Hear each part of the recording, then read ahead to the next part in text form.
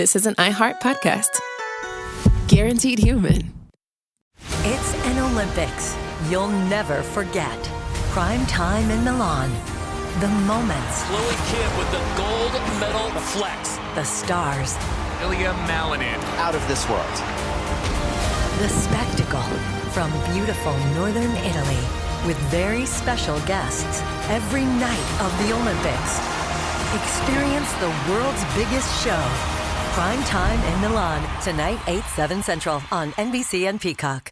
The big game commercials are basically must-see TV. This year, Elf Cosmetics went all out with an absurdly funny telenovela called Melissa. It stars Melissa McCarthy, Nicholas Gonzalez, Itati Cantoral, and Elf Glow Reviver Lip Oil. The Elf Glow Reviver Lip Oil is an ultra-glossy tinted lip oil that nourishes, hydrates, and enhances your lips' natural color. Watch the full episode of their new Elf novela on soyunbaño.com.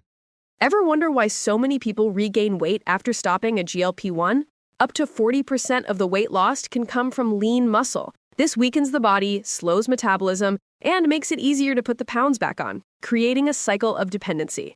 Prolon's 5-day fasting-mimicking diet offers a drug-free way to maintain results and support long-term metabolic health. In just 5 days, it activates fasting pathways to burn fat, protect muscle, and rejuvenate cells, all while letting you enjoy real food.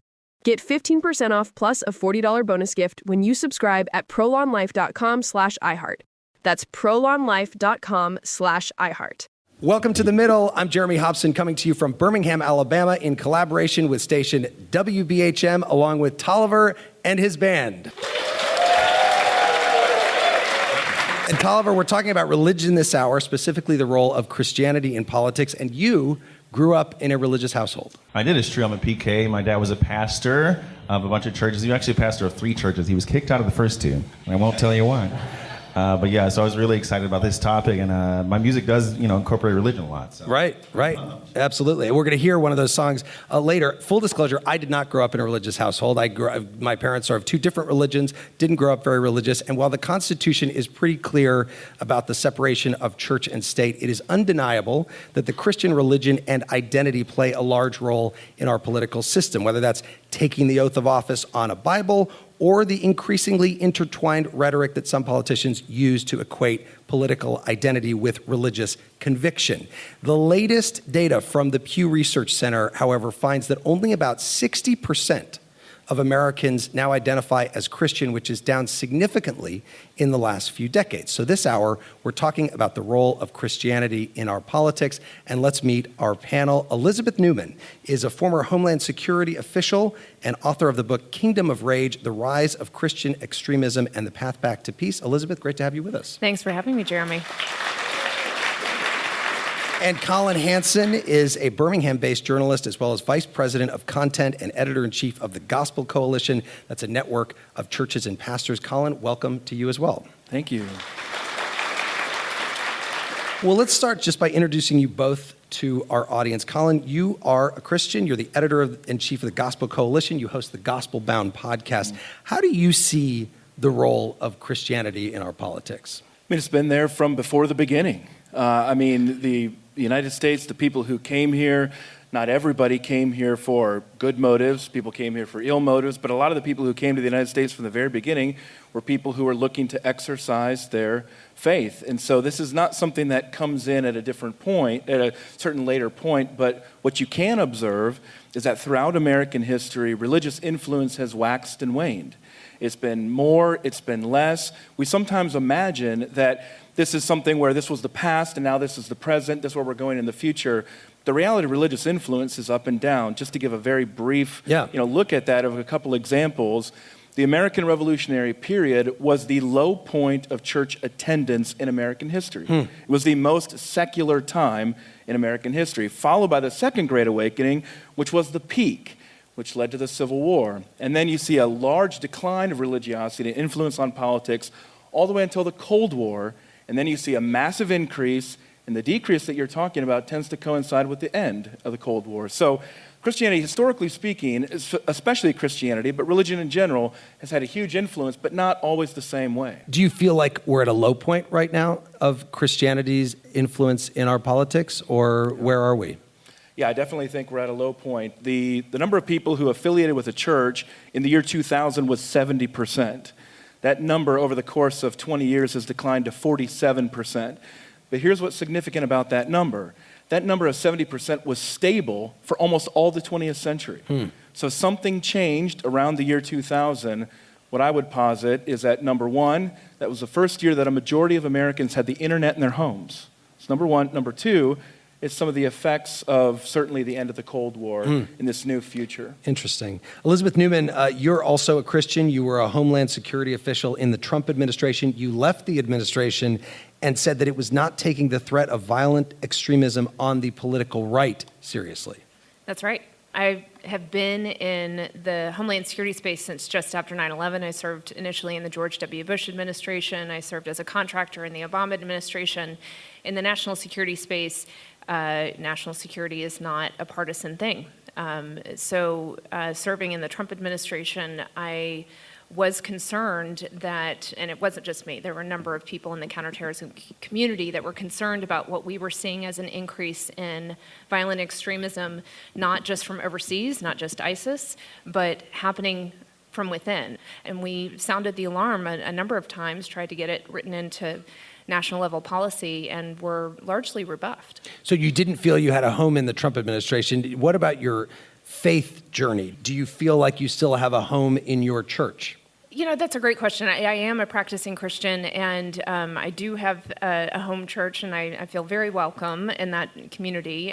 But certainly the Christian culture that I grew up in Dallas, Texas, so I'm a Bible Belt kid.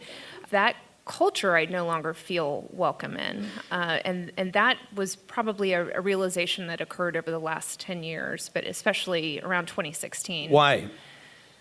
Because increasingly I felt that the Christian church was identifying with Republican Party politics, and it became one and the same. So if you were a Christian, you were expected to vote a certain way, you were expected to have a certain set of politics. And when you had a candidate like Donald Trump who didn't even pretend to try to have the virtues or the values that previous politicians at least pretended to have, I found it kind of the height of hypocrisy that a party that thought that somebody that committed adultery in the Oval Office can no longer serve as president, somehow they could get behind somebody that had been thrice married and also committed adultery and, you know, a whole host of other offenses that are currently pending before court. Collin Hansen, without making this all about Donald Trump, let me just ask you, what do you think of that, what she's saying about Christianity and its tie to the Republican Party and feeling unwelcome because her politics are not what other members of her church's politics are? Yeah, my background is in politics as well, and I actually worked in the Republican Party for a number of years and identified that way for a long time. I think what a lot of people are finally realizing this year, especially with the Republican Party platform changes, is that there's been a massive shift in the Republican Party. Many of them evangelical Christians living in suburban areas like Washington, D.C., Northern Virginia, the suburbs of Atlanta would be another example, suburbs of Dallas would be another example, have largely been pushed out of both parties, and a lot of the issues that they care about, abortion would be one of them, have been pushed out of both party platforms. But what's replaced them have been a number of people who identify more loosely with Christianity, but would be more identified as populists, and historically were Democrats. So we're going through a political shift that is reshaping both parties, and so a number of people who had identified their Christianity with their politics in a former Republican Party really don't have a home there anymore, and they certainly don't have a home, for the most part, in the Democratic Party either. I want to, at this point in the conversation, just ask you, I'm sure there are many people who are listening to this right now who are not religious at all and would say the Constitution is clear, separation of church and state. Why are we even having this discussion? Elizabeth Neumann, what do you say to people who would say that?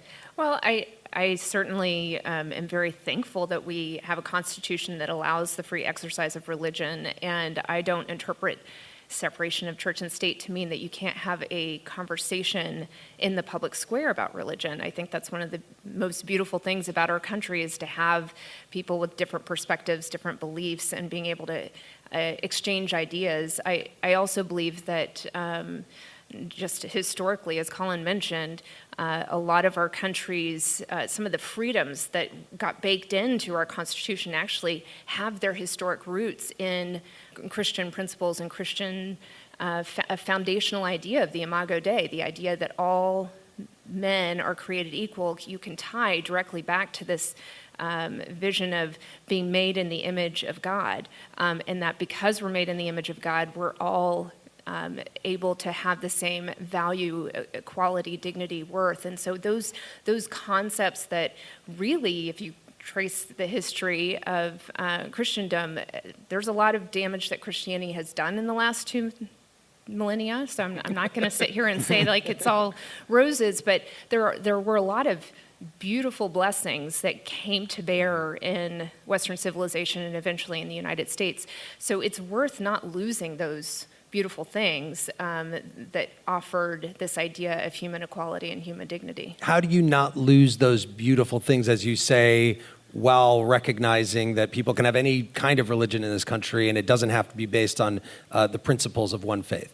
I think that there's a lot of fear that the country is changing. And I think there are a lot of people that come from a Christian background, maybe not actually are Christians. In fact, we have a lot of data to show that there are a lot of people that don't consider themselves to be saved, believe Jesus is their savior, but they come from Christian culture. They like that culture. They want to hold on to that culture, and they're scared because the country has changed rather drastically in a short period of time. And human beings in general don't like change. Mm-hmm. They don't like uncertainty.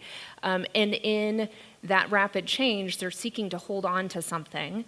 And part of what we're seeing in our current politics is various efforts to try to go back to some golden vision of what the way it used to be. And of course, the Christian culture gets wrapped into that. And I as a believer, I think that's not actually an accurate representation of what Christianity is, but that has gotten wrapped into our politics right now. And that's part of the reason I wrote the book, is to try to start separating our politics from our faith. Those do need to be separate in how we view the world.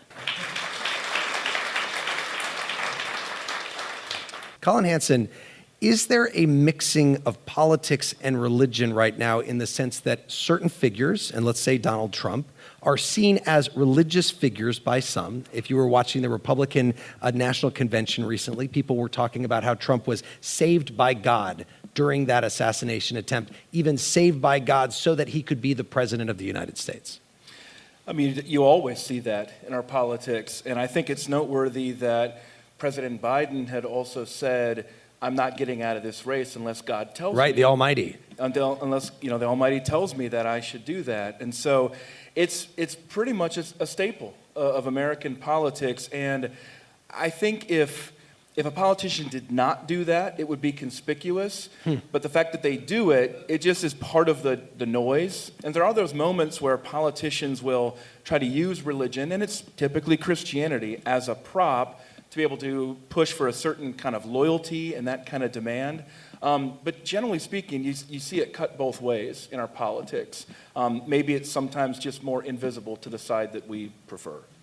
Stand by, because in a moment we're going to talk about just the things you're mentioning there and the rise of what's called Christian nationalism. And we're going to hear from members of our live audience. Don't go anywhere. You're listening to The Middle. Finally free.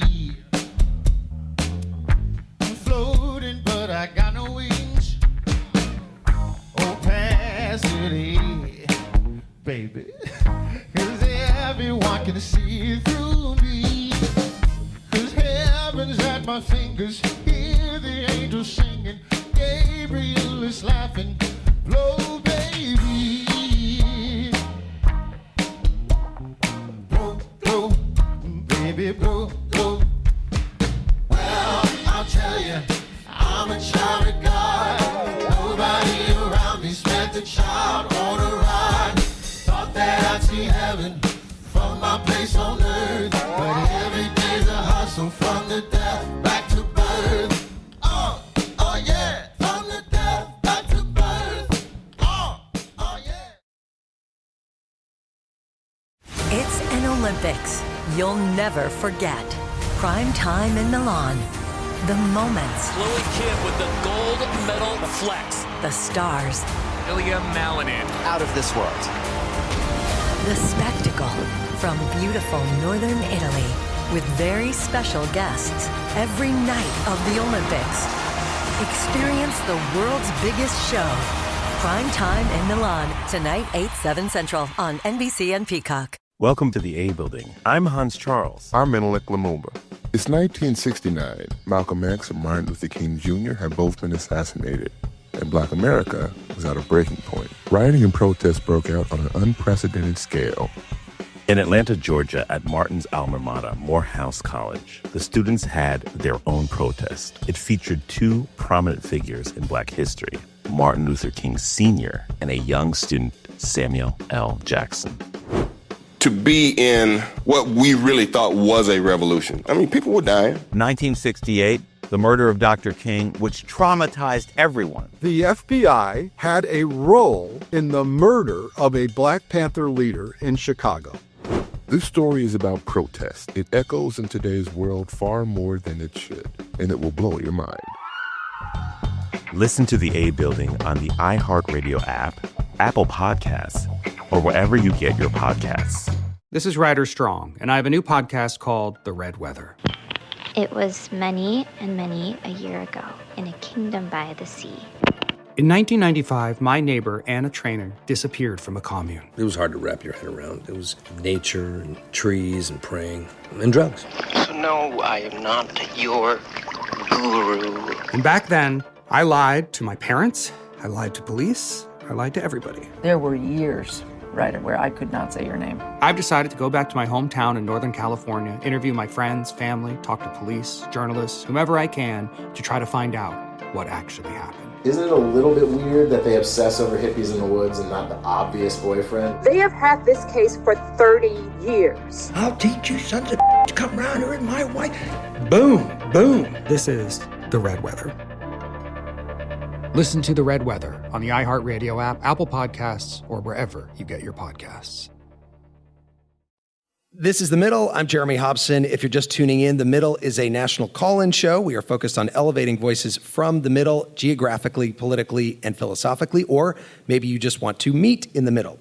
This hour, we're not taking calls because we're in Birmingham, Alabama, asking you what role should Christianity play in our politics. I'm joined by former Homeland Security official Elizabeth Neumann, whose book is called Kingdom of Rage, The Rise of Christian Extremism and the Path Back to Peace, and Collin Hansen, Vice President of Content and Editor-in-Chief of the Gospel Coalition.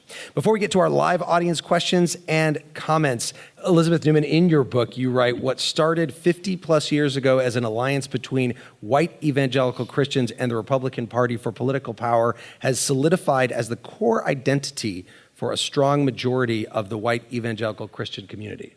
Right.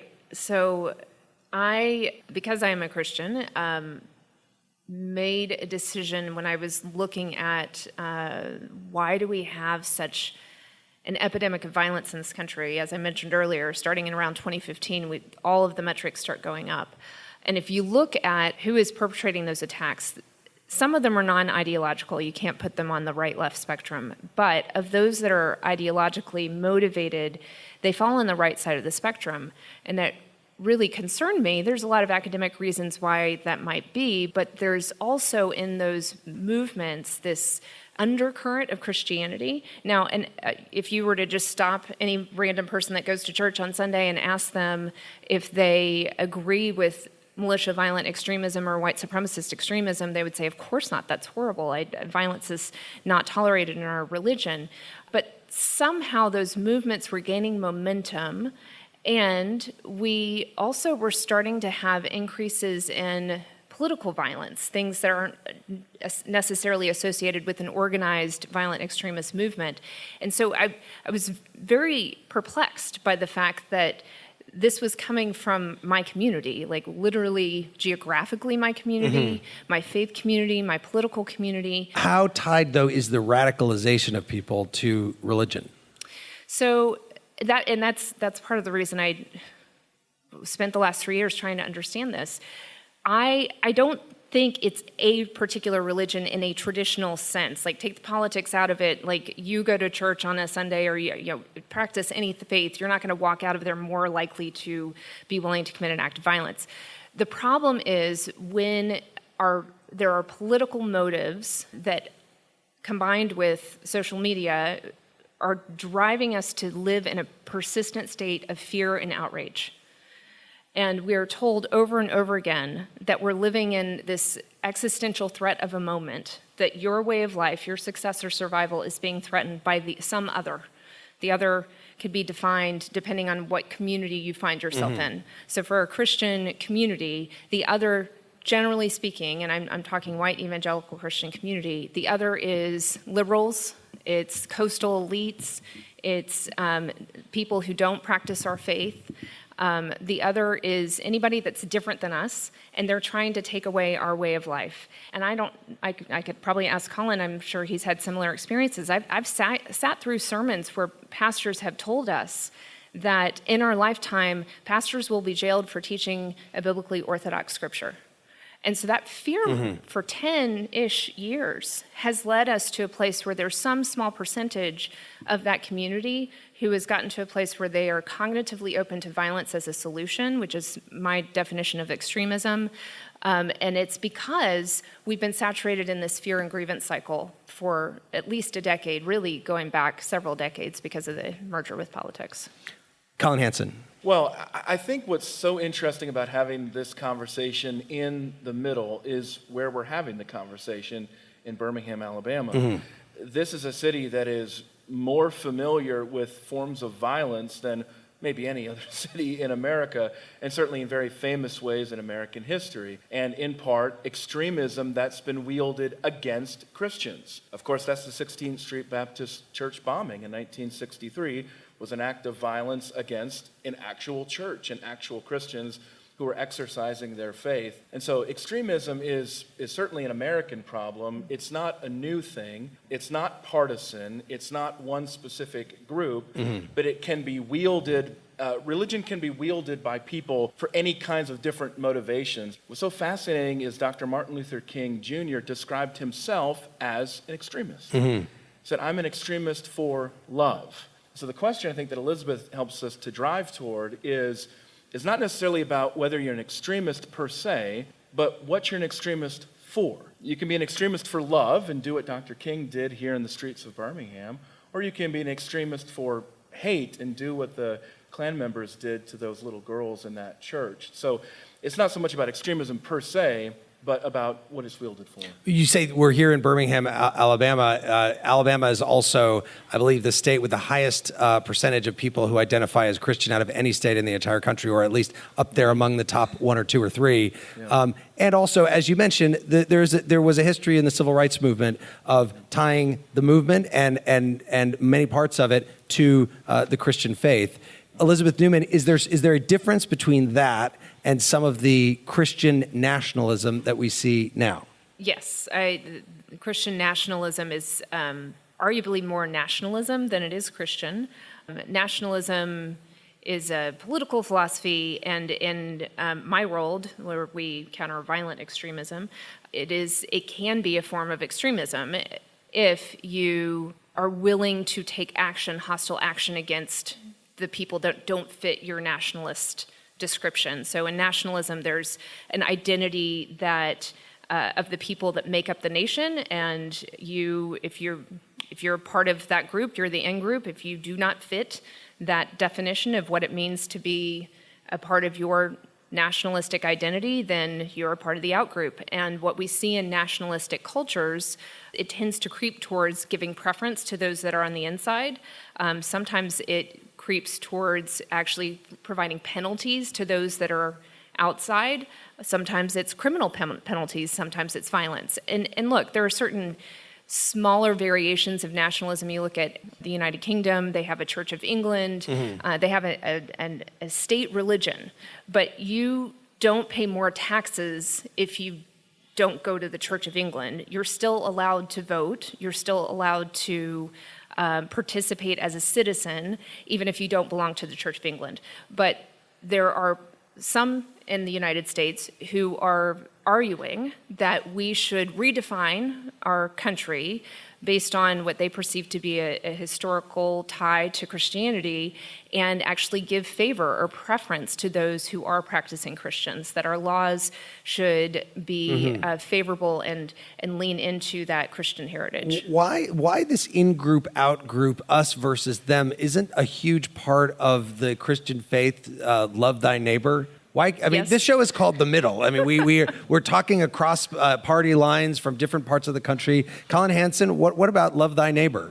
Yeah, again, it's going back to what I was saying earlier about it. What does that love look like? So for King, what he was all about was saying that my opposing white segregationists is actually my love for them. But what's interesting about the Christian faith is that we believe that you don't even necessarily know always yourself what's best for you. And so you can extrapolate that to your neighbor as well and say that sometimes loving your neighbor is not necessarily doing what they would perceive to be love.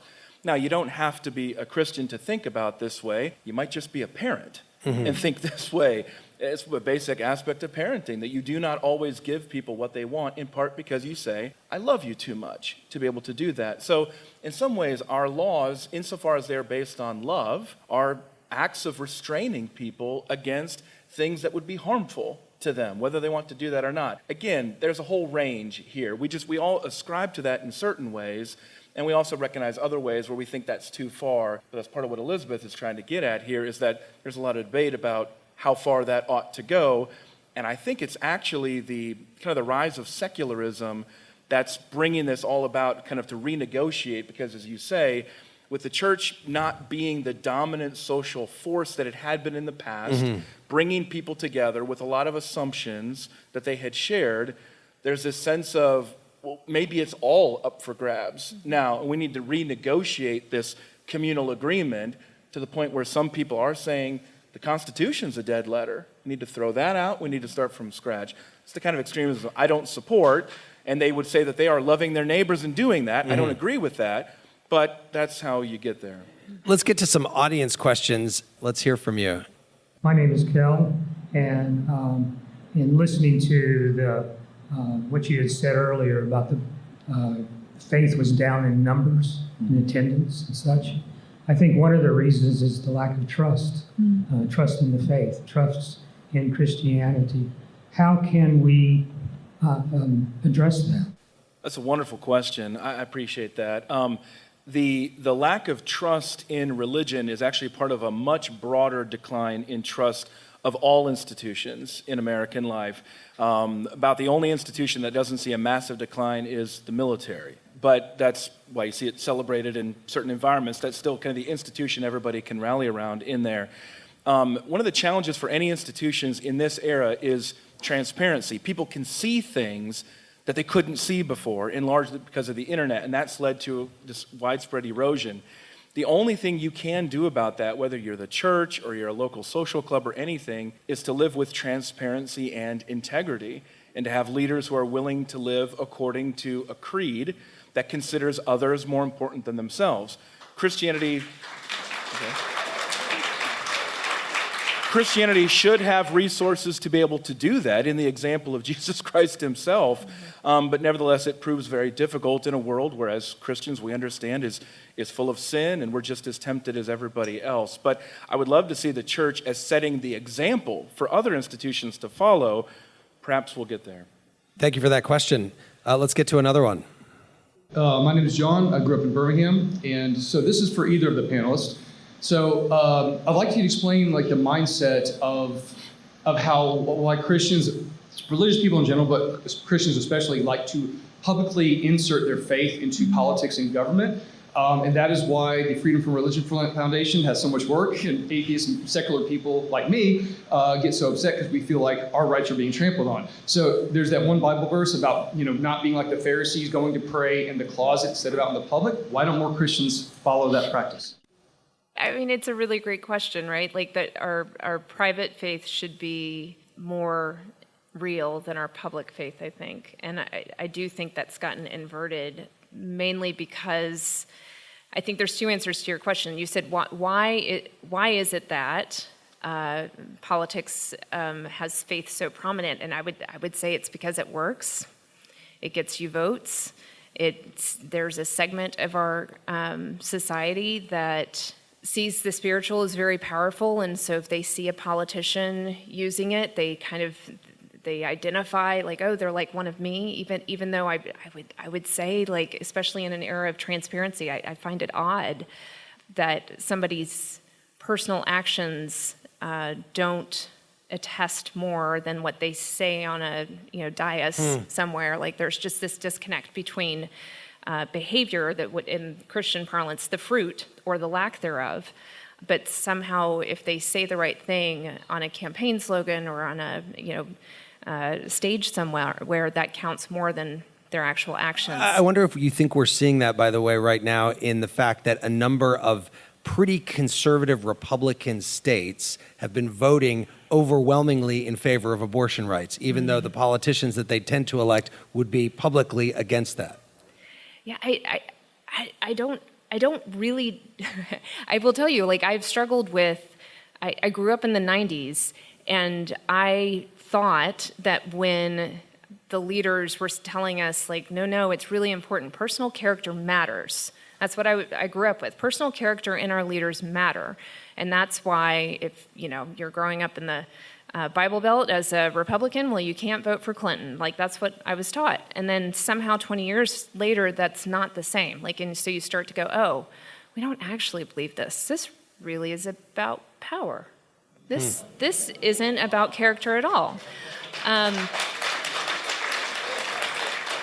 And to be clear, I don't think that's true for everybody, but certainly there were a whole lot of leaders and a whole lot of Christian leaders, like pastors, who kind of just chucked aside the character thing and said, it's this election's too important. We can't stand up for our values because we got to defeat the other guys. And I think that there's just a lot of entanglement with power, and it became very hypocritical. But I hear what you were saying, sir, and I think it's a real detriment and a ceiling on Christianity itself that we're not creating a space where you feel loved and affirmed and welcomed to the public square, because that's what our faith teaches us we should be doing, that we should be welcoming to all, regardless of what you believe, because you, in my belief, are made in the image of God. So it's a shame that you don't feel that from the Christian community. These audience questions are fantastic, so let's get another one. Yeah, my name is Emma Noble, and I'm from Birmingham, and I've lived here my whole life. As we know, the separation of church and state was paraphrased from a letter of Thomas Jefferson's. Do you feel like this idea is sufficiently reflected in the Constitution? And if not, what would codifying that look like? Great question. That's a good question. Yeah, in response, of course, to Baptists, to the Danbury Baptists in that particular case. I think it's a fair summary in a lot of ways of what the Free Exercise Clause means and the idea of keeping government interference out of religion and that concept. But again, where it's often gone astray is the notion of separation of religion from public life. That clearly was not a concept that anybody would have had back then, despite the fact that Jefferson himself, of course, was very famously not a practicing Christian. Same way John Adams, even George Washington were, again, shockingly secular figures for that time. But I think one thing I just want to point out as a Baptist and as a Christian is that the separation of church and state has been one of the best things for the church.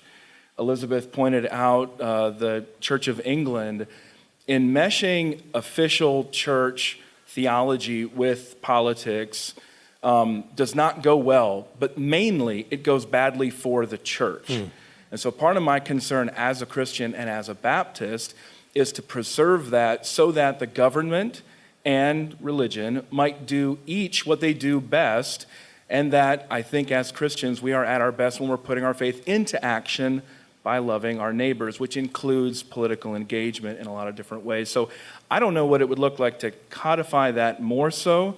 It would be interesting legislatively to think about that, but certainly the Supreme Court usually is what fills the gap these days. It's true. I can't let us mention Thomas Jefferson without stating my favorite Thomas Jefferson fact, which is that in the 1960s, the early 1960s, because Thomas Jefferson, for all of his faults that have been talked about, was also like one of the most brilliant people ever to occupy the White House. And John F. Kennedy had all of the Nobel Prize winners over to the White House in the early 1960s, and he said, "Never before in the history of this room has there been such a collection of intellect, with the possible exception of when Thomas Jefferson dined alone." That's quite true. That's quite true. Learn that in Monticello.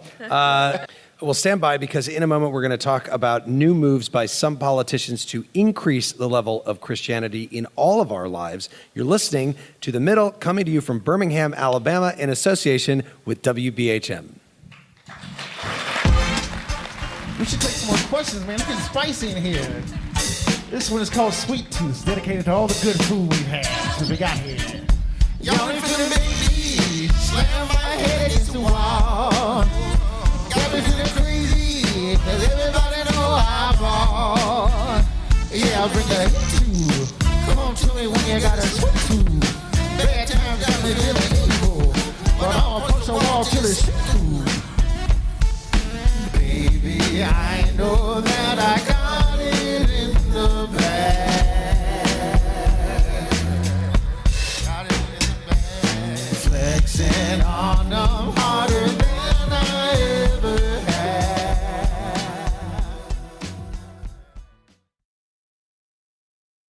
It's an Olympics you'll never forget. Prime time in Milan. The moments. Chloe Kim with the gold medal flex. The stars. Amelia Malinan. Out of this world. The spectacle from beautiful northern Italy with very special guests every night of the Olympics. Experience the world's biggest show. Prime time in Milan, tonight 8/7 Central on NBC and Peacock. Welcome to the A Building. I'm Hans Charles. I'm Menelik Lumumba. It's 1969. Malcolm X and Martin Luther King Jr. had both been assassinated, and Black America was at a breaking point. Rioting and protests broke out on an unprecedented scale. In Atlanta, Georgia, at Martin's alma mater, Morehouse College, the students had their own protest. It featured two prominent figures in Black history, Martin Luther King Sr. and a young student, Samuel L. Jackson. To be in what we really thought was a revolution. I mean, people were dying. 1968, the murder of Dr. King, which traumatized everyone. The FBI had a role in the murder of a Black Panther leader in Chicago. This story is about protest. It echoes in today's world far more than it should, and it will blow your mind. Listen to the A Building on the iHeartRadio app, Apple Podcasts, or wherever you get your podcasts. This is Ryder Strong, and I have a new podcast called The Red Weather. It was many and many a year ago in a kingdom by the sea. In 1995, my neighbor, Anna Trainer, disappeared from a commune. It was hard to wrap your head around. It was nature and trees and praying and drugs.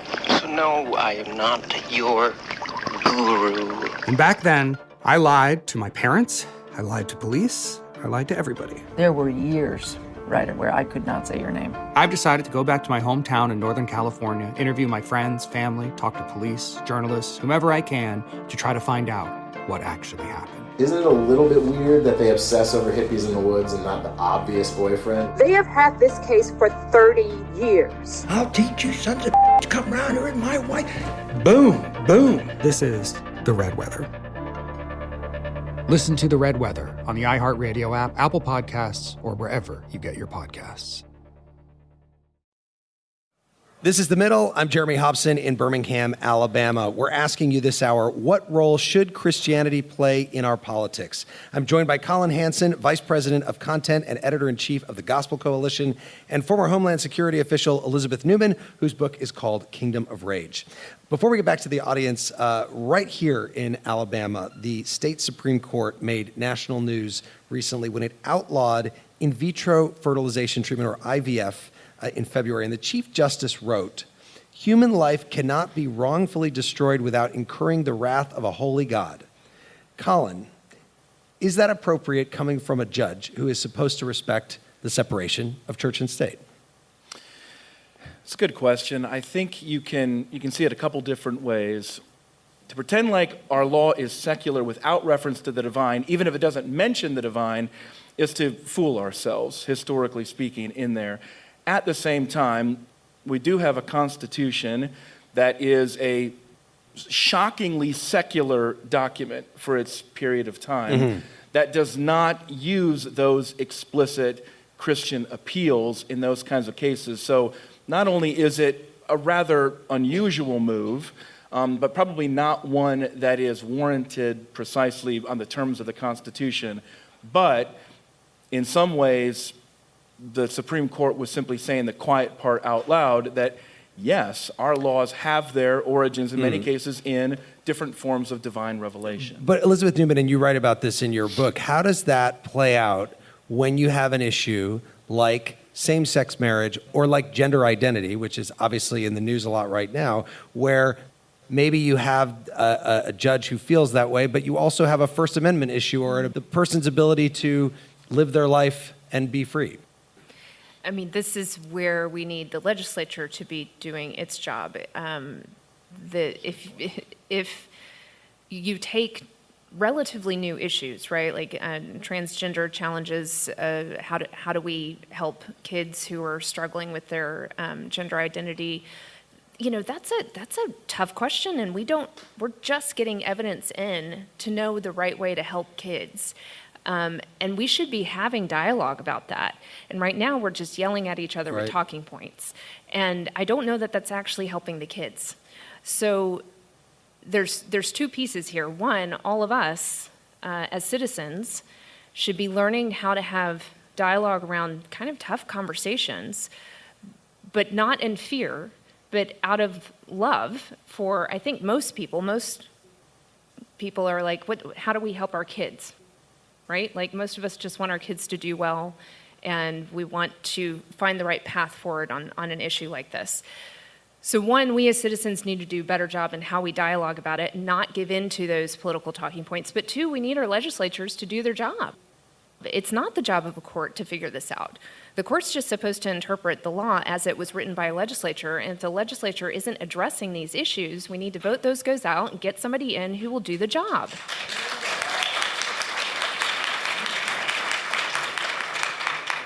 Let's go to the audience. Sir, you have a question or a comment. My name is Richard, another non-believer here. To me, the most important part of the Bible is two phrases. Do unto others as you would have them do unto you, and love thy neighbor as thyself.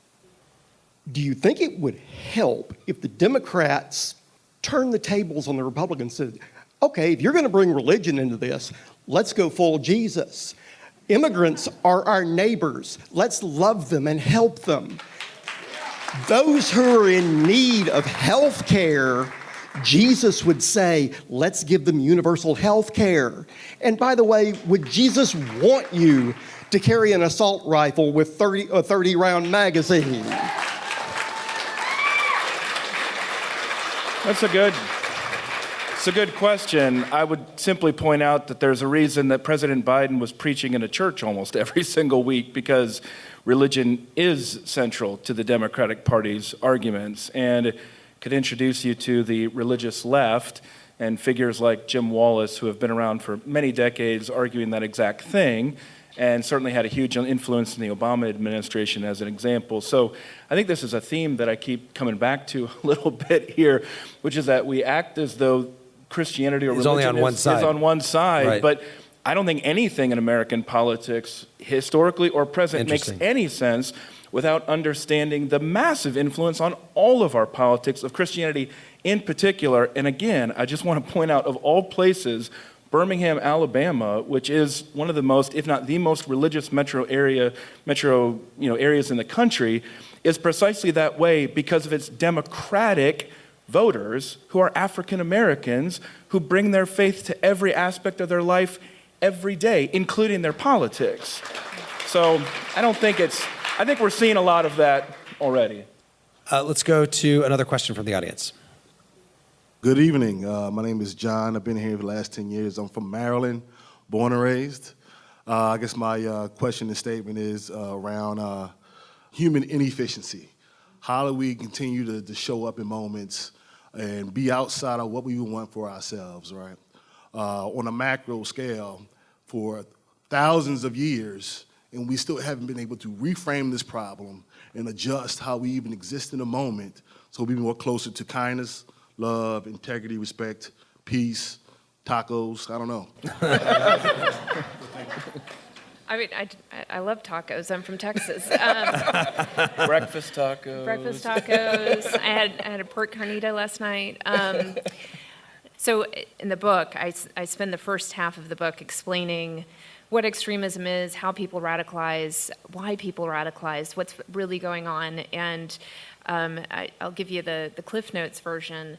We've been studying this problem for 2 decades, and the primary drivers are not ideological, they are psychosocial. It's an unmet need for belonging and an unmet need for significance.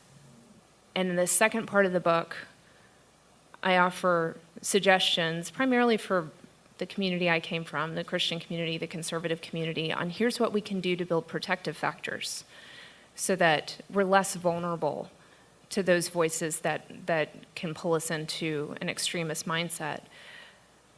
But those factors kind of come down to loving your neighbor, getting outside of yourself. You know, how do you solve the problem of belonging? You go out and you get engaged. How do you solve the problem of significance? You find belonging. Because our significance is not, contrary to what our culture teaches us, it is not the degree that you get, it's not the profession or the awards that you can put on your bookshelf. Your significance is going to be in the other people that you invest in. At least that's what I believe. And I think if we would spend more time carving it, like doing the hard work of making sure that you have time and space in your calendar to be investing in those relationships that really matter, whether it's your family or whether it's your neighbors or your community. I would suggest it needs to be more than your family, but sometimes we're in seasons of life that's all we can do. But get out there and investing in your community. That's where we're going to find our significance. And in doing that, in serving one another, we find our belonging too. You mean we don't find our belonging and significance in doom scrolling on social media? That's not...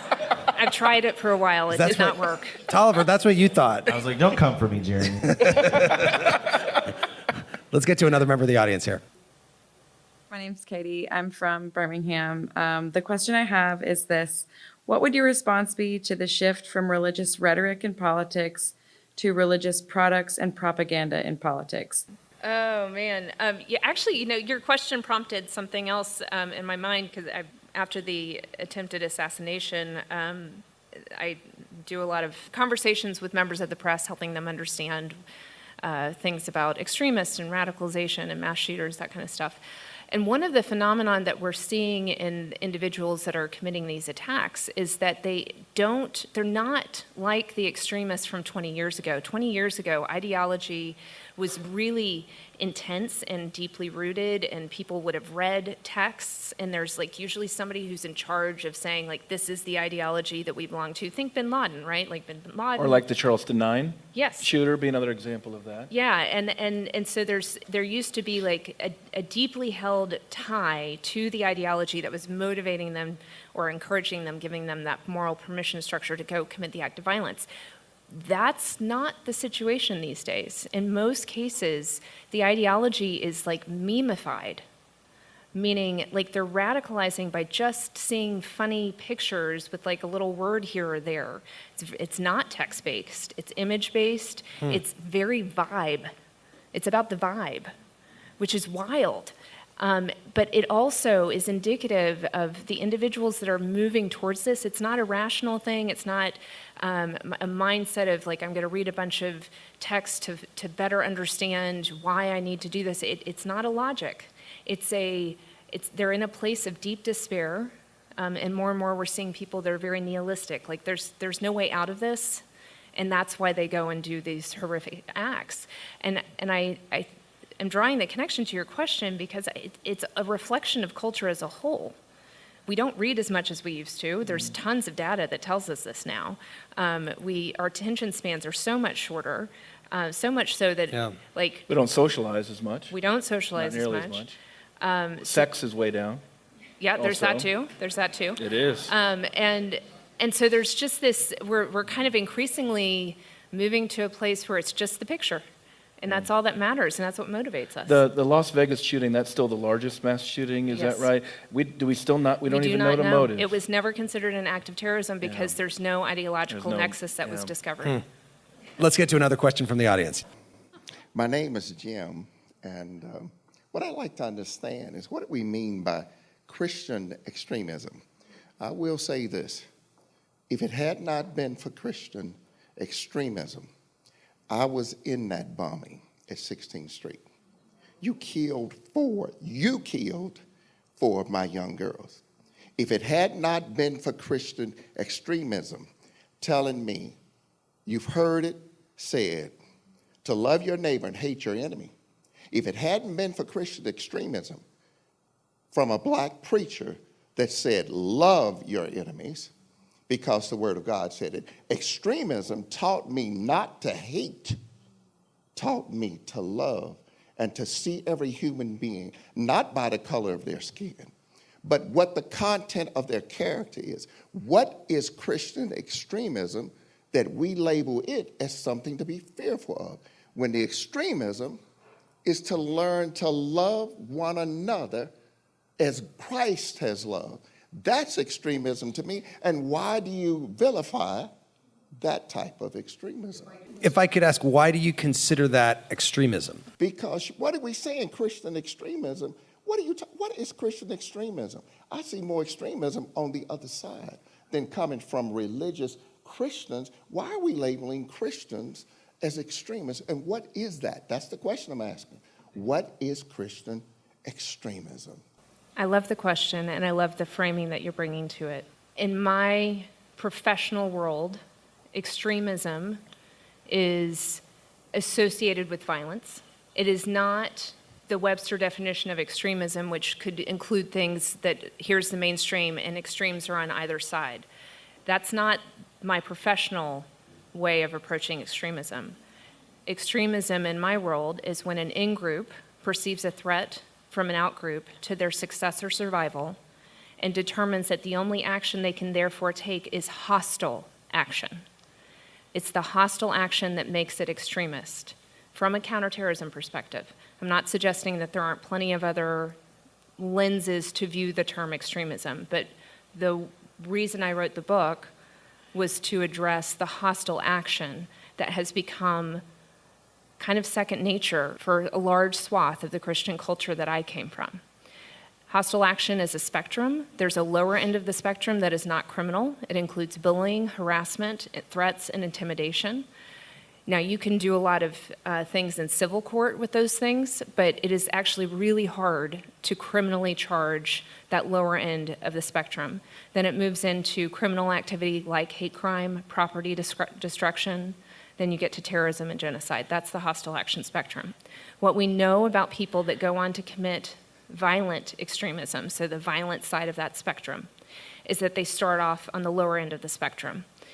The way that we understand people's pathway is that you always are going to have a much larger, think of it like a funnel, a much larger number at the top who are willing to cognitively be open to the possibility that violence is an option. People that are willing to engage in that harassing behavior. Maybe it's just online. Maybe you would never do it in person. But it's still harassing or threatening or intimidating. It still meets that definition. As you move down the funnel, smaller and smaller percentage will actually ever mobilize to violence. Very small percentage actually move into that criminal space. Let's get one more question in. Hello, I'm Rosemary Bogan. I've lived here in Alabama for 28 years, but I'm originally from Philadelphia, Pennsylvania, so I won't sound like I'm from here. My question is, how close do you think we are to a theocracy, where people believe that leaders are supremely appointed and supremely led by a divine power that they think is the divine power, the right one? Great question, Collin Hansen. So I have likewise observed a surprising number of people who are advocating what Elizabeth is talking about, especially a theocratic government that would impose actual theological tests for criminality. I didn't see that nearly as much 20 years ago as I see it now, but I think it's precisely because the possibility is ever more absurd that it would actually happen. So it's an inverse relationship. The more you hear people talk about it, the less likely it actually is to happen. So it's actually related. You hear more talk about theocracy because of secularism. So like I said, everything's just kind of jumbled up and people are grasping for some sort of stable order. And to put it another way, very briefly, there were two forces that brought America together. One was historic Protestant, especially Christianity. The second was what the scholar James Davison Hunter at the University of Virginia describes as the hybrid Enlightenment. That's more what you think of with Jefferson and others. The difficulty in our situation right now is, as we've been talking about all night, Christianity is at a low ebb of influence, and religion in general, even with a lot of immigration influx, a lot of secularism. But it combines then with the decline and eclipse of the Enlightenment as well. People don't trust Enlightenment liberalism the way that they used to. There's not a sense of objective standards outside the self that our founders would have had. And so broadly speaking in a culture, there's a question of, can this system of government actually work anymore? Yeah. So that's why you see some people saying, well, what we really need to do is go back to a Christian kind of theocracy. But again, I think it's largely because it's simply utterly implausible that you hear more people talk about it. So Collin Hansen believes The Handmaid's Tale is not on its way to the United States. Well, I want to thank our audience and my guests, former Homeland Security official Elizabeth Neumann. Her book is called Kingdom of Rage, The Rise of Christian Extremism and the Path Back to Peace, and Collin Hansen, Vice President of Content and Editor-in-Chief of the Gospel Coalition. Thanks so much to both of you. Thank you. And The Middle is brought to you by Long Nook Media, distributed by Illinois Public Media in Urbana, Illinois, and produced by Joanne Jennings, Harrison Patino, Danny Alexander, and John Barth. Our intern is Annika Deschler. Our technical director is Jason Croft. Our theme music was composed by Andrew Haig. Thanks to Will Dahlberg, Caroline Spears, Karma Tolliver, not related to our Tolliver, Michael Harrington, Daryl McCullough, and John Malone at WVHM for hosting us here at Workplay in Birmingham. And thanks to the more than 410 public radio stations making it possible for people across the country to listen to The Middle. I'm Jeremy Hobson, and I will talk to you next week.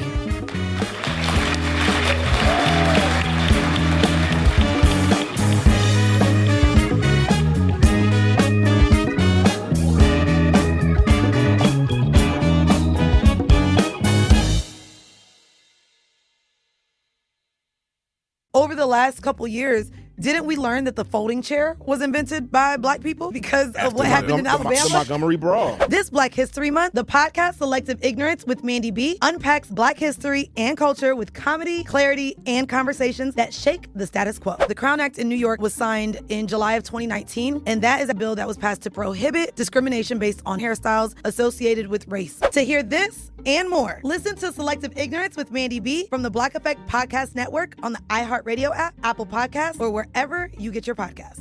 1969. Malcolm and Martin are gone. America is in crisis. And at Morehouse College, the students make their move. These students, including a young Samuel L. Jackson, locked up the members of the Board of Trustees, including Martin Luther King Sr. It's the true story of protest and rebellion in Black American history that you'll never forget. I'm Hans Charles. I'm Menelik Lumumba. Listen to The A Building on the iHeartRadio app, Apple Podcasts, or wherever you get your podcasts. 14 years in prison for killing a young woman. A 15-year sentence for a crash that caused 3 deaths. 12 and a half years for killing a child and critically injuring her mother. All true stories, all caused by marijuana-impaired drivers. No matter what you tell yourself, if you feel different, you drive different. So, if you're high, just don't drive. Brought to you by NHTSA and the Ad Council. This is Ryder Strong, and I have a new podcast called The Red Weather. In 1995, my neighbor, Anna Trainer, disappeared from the commune. It was nature and trees and praying and drugs. So no, I am not your guru. And back then, I lied to everybody. They have had this case for 30 years. I'm going back to my hometown to uncover the truth. Listen to The Red Weather on the iHeartRadio app, Apple Podcasts, or wherever you get your podcasts. When segregation was a law, one mysterious black club owner, Charlie Fitzgerald, had his own rules. Segregation in the day, integration at night. It was like stepping in another world. Was he a businessman, a criminal, a hero? Charlie was an example of power. They had to crush him. Charlie's Place, from Atlas Obscura and Visit Myrtle Beach. Listen to Charlie's Place on the iHeartRadio app, Apple Podcasts, or wherever you get your podcasts. This is an iHeart podcast. Guaranteed Human.